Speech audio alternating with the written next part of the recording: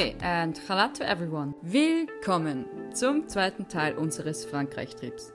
Nach unserem Aufenthalt in Paris stand bereits der nächste Stopp an, Marseille. Nach 3 Stunden Zugfahrt von Paris konnten wir unseren Trip nun fortsetzen. Kurz zu Marseille. Sie ist mit rund 868.000 Einwohnern die zweitgrößte Stadt Frankreichs und die bedeutendste Hafenstadt des Landes. Mit dem Umland zählt man sogar rund 3 Millionen Einwohner. Das Stadtgebiet ist mehr als doppelt so groß als Paris. Marseille liegt im Süden Frankreichs in der wunderschönen Provence. Ihr wisst schon, die Lavendelgegend. Umgeben von Gebirge und vom Mittelmeer. Ach, wie schön.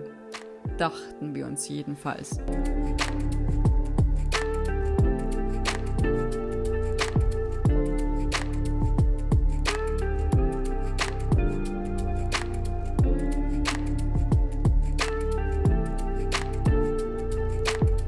Mein Tipp für Marseille und Airbnbs.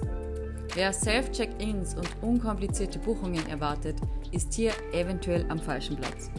Die Konversationen, Termin und Schlüsselübergabe sind nicht immer einfach oder auch freundlich.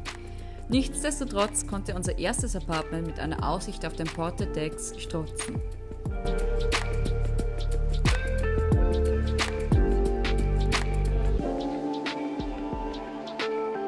Der alte Hafen entstand in der Antike. Er ist das historische und kulturelle Zentrum von Marseille und war wirtschaftliches Zentrum für den Seehandel im Mittelmeer. Heute ist der alte Hafen ein Yachthafen, ein beliebter Versammlungsort und das touristische Wahrzeichen der Stadt. Täglich findet am Morgen ein Fischmarkt statt. Und wenn man den hier nicht findet, bieten sich genügend Möglichkeiten, statt Fisch Gras zu kaufen, ob man will oder eher nicht. Das Zentrum der Stadt kann mit seinen wahnsinnig schönen Gebäuden beeindrucken. Egal ob es Parlaments-, Einkaufsgebäude oder einfach nur der Bahnhof der Stadt ist. Wer ein Fan von neoromanisch-byzantischen Baustil ist hier gut aufgehoben. Das Wetter war mal so, mal so.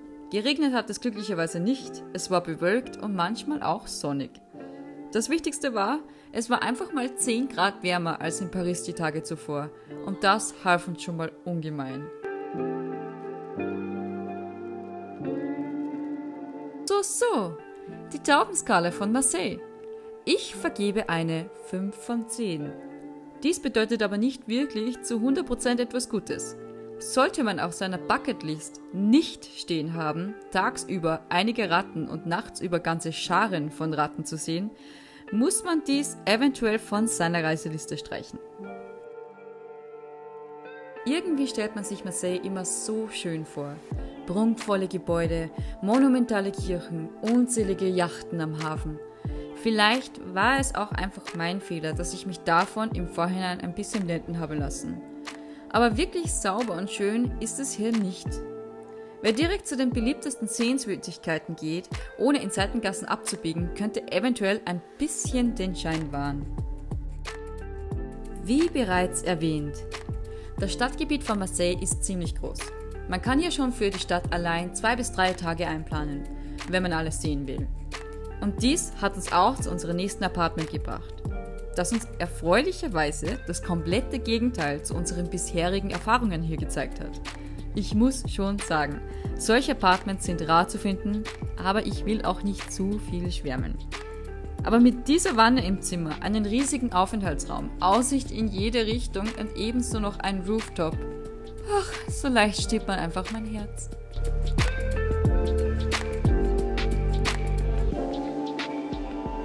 Hier mein Spezialtipp.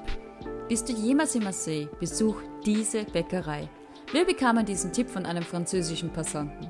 Hier erwarten dich Macarons in den verschiedensten Geschmacksrichtungen und traditionell französische Backwaren in hoher Qualität. Jetzt sind wir auf dem Weg zu dem Notre-Dame de la Garde. Sieht so aus, als wäre es ein ziemlich langer Weg bergauf.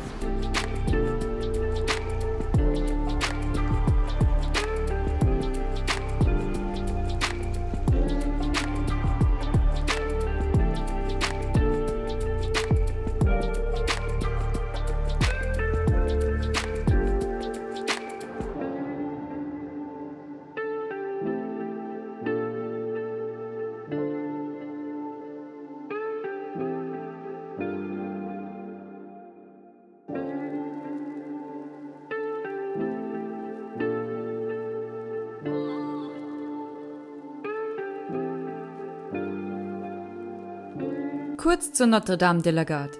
Warum sind wir überhaupt dort drauf? Man muss dazu sagen, eines der ersten Dinge, die du in dieser Stadt erblickst, ist einfach eine wunderschöne Kirche auf einem Hügel, umgeben von der Stadt selbst. Die Notre Dame liegt am höchsten Punkt von Marseille, auf 161 Metern, und bietet nicht nur von innen einen Reiz fürs Auge, sondern auch von der Anhöhe eine Wahnsinnsaussicht auf die Stadt, den Hafen und auf die umliegenden kleinen Inseln mit dem daraufliegenden Fort Saint-Jean.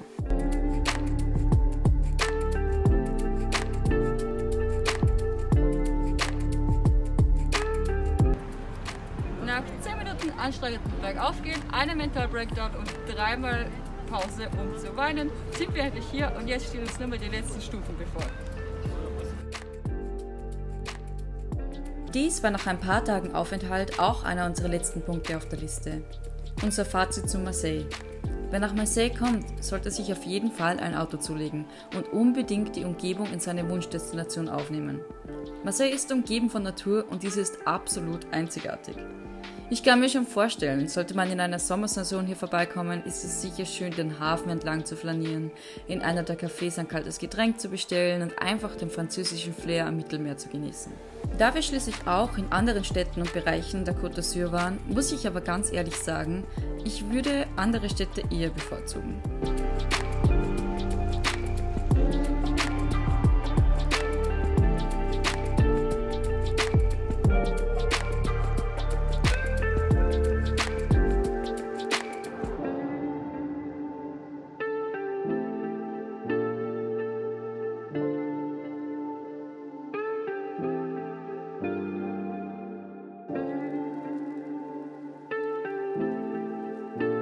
Im Anschluss folgte noch ein Besuch zum alten traditionellen Fischerhafen von Marseille. Eigentlich wollten wir hier nur noch einmal kurz mit der Drohne fliegen und ein paar Shots machen.